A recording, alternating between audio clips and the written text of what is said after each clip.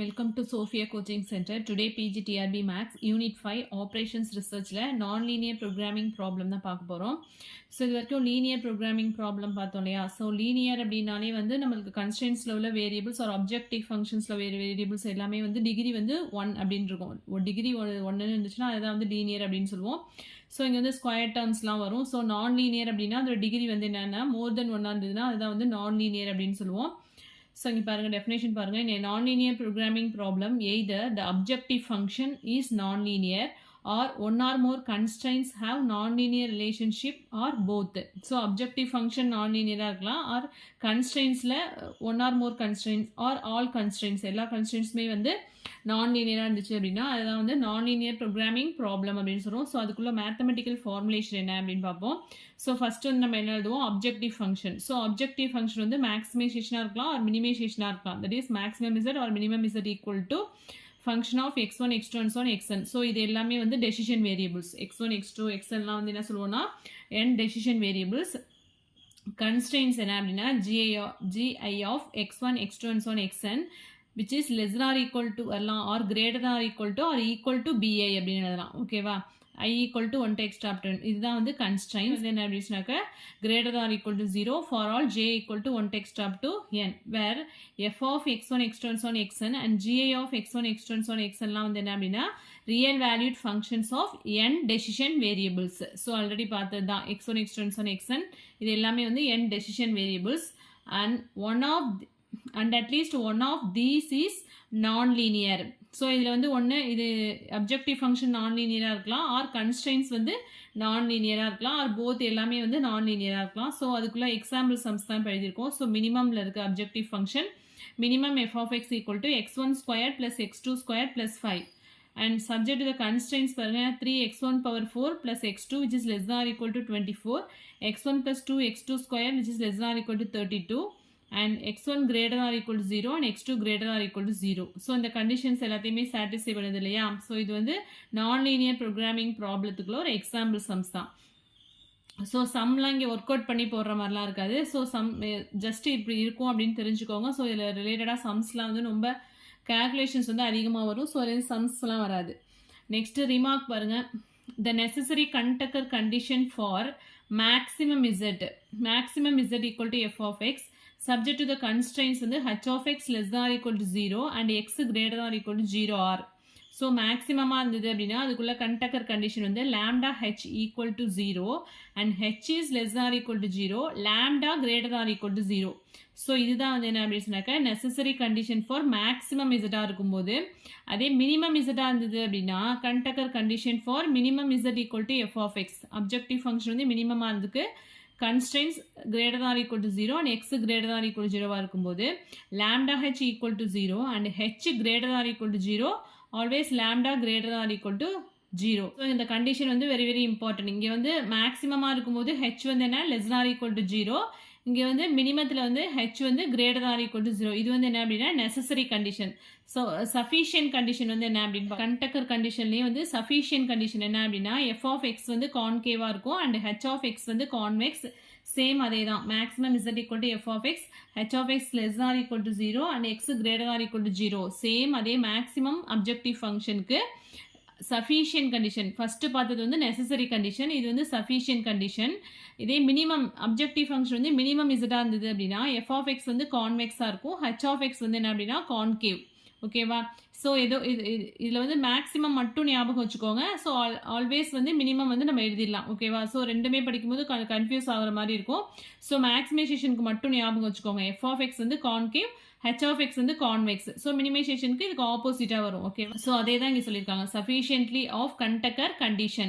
The contaker conditions for maximization non-linear programming problem of maximizing f of x subject to the constraints h of x less than or equal to 0 and x greater than or equal to 0 are sufficient condition for maximum of f of x if f of x is concave and h of x is convex. So இங்கே பார்த்தோம் இல்லையா, இதுதான் அப்படியே வேர்டிங்ஸில் கொடுத்துருக்காங்க, note கொடுத்துருக்காங்க. If F of X is strictly concave or convex, the contaker condition or sufficient condition for an absolute maximum. So concave அப்படின்னா இங்கே வந்து என்ன சொல்லணும்னா அப்ஜெக்டிவ் ஃபங்க்ஷன் வந்து மேக்ஸிமமாக இருக்கும். சப்போஸ் ஸ்ட்ரிக்ட்லி கான்கேவ் அப்படின்னா இங்கே என்ன சொல்லணும்னா அப்சல்யூட் மேக்ஸிமம், ஸ்ட்ரிக்ட்லி கான்வெக்ஸ் அப்படின்னா அப்சல்யூட் மினிமம். ஓகேவா? ஸோ ரிலேட் பண்ணி படிச்சுக்கோங்க. Next remark. In both the maximization and minimization nonlinear programming problem the Lagrange multipliers lambda I corresponding to the equality constraints h power I of x equal to 0 must be unrestricted in sign. So மேக்ஸிமைசேஷனாக இருந்தாலும் சரி, நம்மளுக்கு objective function வந்து மேக்ஸிமைசேஷனாக இருந்தாலும் சரி, மினிமைசேஷனாக இருந்தாலும் சரி, நம்ம இந்த மல்டிப்ளையர் இருக்கு இல்லையா, லேம்டா ஐ சொல்கிறோம்ல, அது வந்து லெக்ரான்ஜி மல்டிப்ளையர்.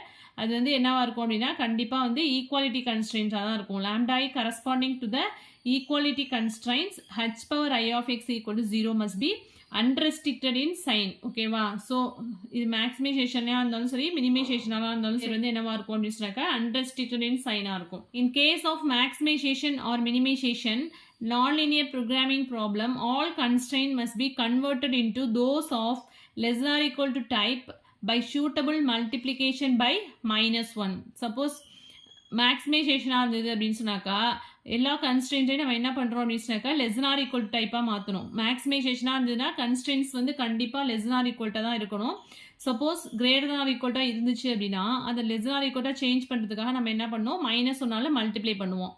அதே மினிமைசேஷனாக இருந்தது அப்படின்னு சொன்னாக்கா கன்ஸ்ட்ரெயின்ஸ் எல்லாமே வந்து கிரேட்டர் ஆர் ஈக்குவல் டைப்பாக இருக்கும். சப்போஸ் லெஸ் ஆர் ஈக்குவல்ட்டுன்னு இருந்துச்சு அப்படின்னா -ஆல் மல்டிப்ளை பண்ணோம் அப்படின்னா என்ன ஆகிடும், கிரேட்டர் ஆர் ஈக்குவல்ட்டாக மாறிடும். அதை தான் இங்கே சொல்லியிருக்காங்க. Quadratic programming. Quadratic programming is concerned with the nonlinear programming problem of maximizing or minimizing the quadratic objective function subject to a set of linear inequality constraints or linear equality constraints சொல்லலாம். ஓகேவா? இங்கே வந்து லீனியர்னு இருக்கணும். இதில் டிஆர்பியில் கேட்ட question இது. ஓகேவா? Linear inequality கன்ஸ்ட்ரெயின்ஸும் correct தான், ஆர் லீனியர் ஈக்குவாலிட்டி கன்ஸ்ட்ரெயின்ஸ் அப்படின்னாலும் கரெக்ட் தான். ஸோ அதுக்குள்ளே அப்ஜெக்டிவ் ஃபங்க்ஷன்லாம் கொடுத்துருக்காங்க. Let x power t and c belongs to r power n, q be the symmetric n by n real matrix, then the problem of maximizing. So அதுக்குள்ளே objective ஃபங்க்ஷன்லாம் எப்படி எழுதுகிறோம், constraints. So எப்பொழுதும் எழுதுகிற மாதிரி தான். ஓகேவா? ஸோ இதில் இதெல்லாம் கொஸ்டின் வரதுக்கு வாய்ப்பு இல்லை. நெக்ஸ்ட்டு அது ரிலேட்டடாக உள்ள ரிமார்க் கொடுத்துருக்காங்க. xt qx represents quadratic form. It is said to be positive definite if xt qx greater than 0 and positive semi definite அப்படின்னா என்ன சொல்லணும்னா greater than or equal to 0. ஓகேவா?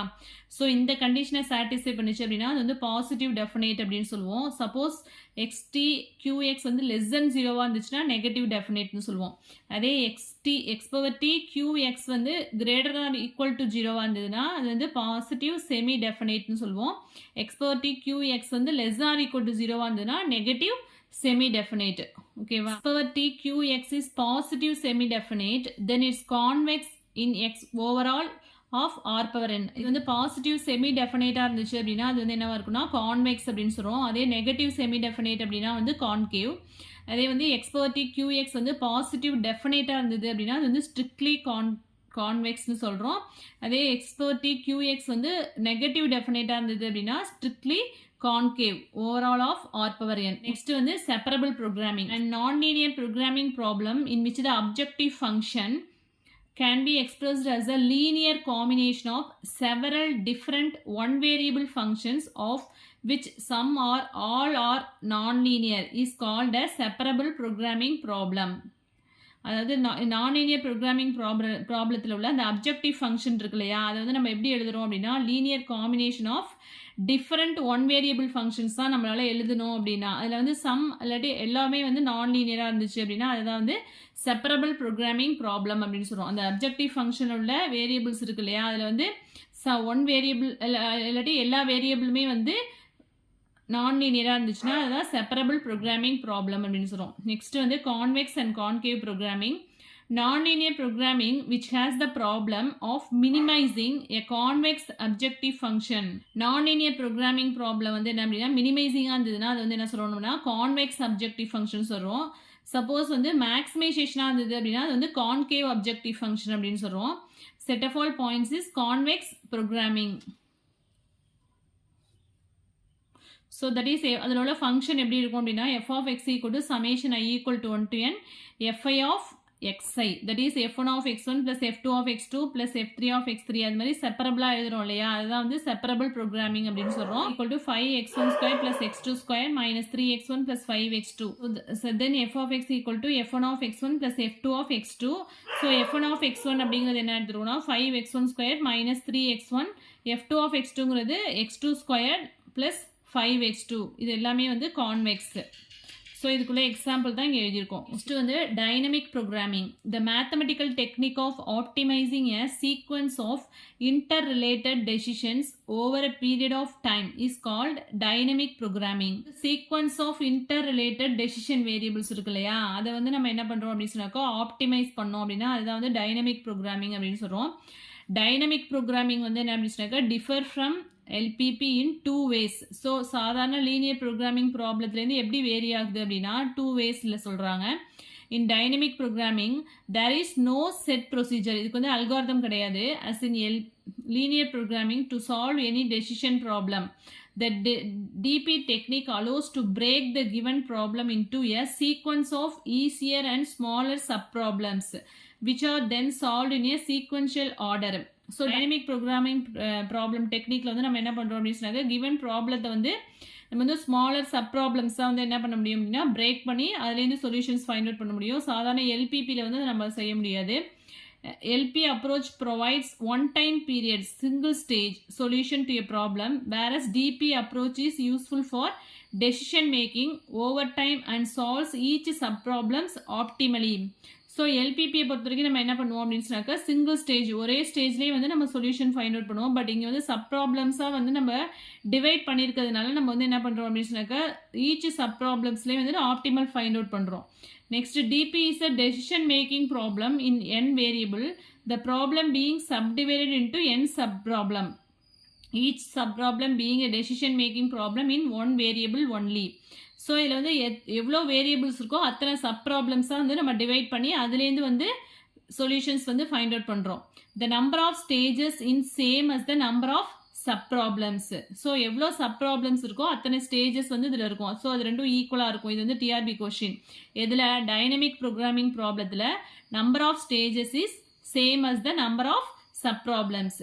LPP in decision variables and M constraints can be converted into n stage dynamic programming problem with m states. அதாவது எல்பிபியை பொறுத்த வரைக்கும் அதில் வந்து n decision variables இருக்குது அண்ட் m கன்ஸ்ட்ரைன்ஸ் இருந்துச்சு அப்படின்னா டைனமிக் ப்ரோக்ராமிங்கில் வந்து அது என்னவா கன்வெர்ட் ஆகுது அப்படின்னா டெசிஷன் வேரியபிள்ஸ் வந்து n ஸ்டேஜ் ஆகும், m ஸ்டேட்ஸாக வந்து கன்வெர்ட்ஸ் ஆகுது. ஸோ எதுவும் டவுட்ஸ் இருந்தது அப்படின்னா கமெண்ட் செக்ஷனில் கமெண்ட் பண்ணுங்கள். என் வீடியோ பிடிச்சினா லைக் பண்ணுங்கள், ஷேர் பண்ணுங்கள், சப்ஸ்கிரைப் பண்ணுங்கள். தேங்க்யூ.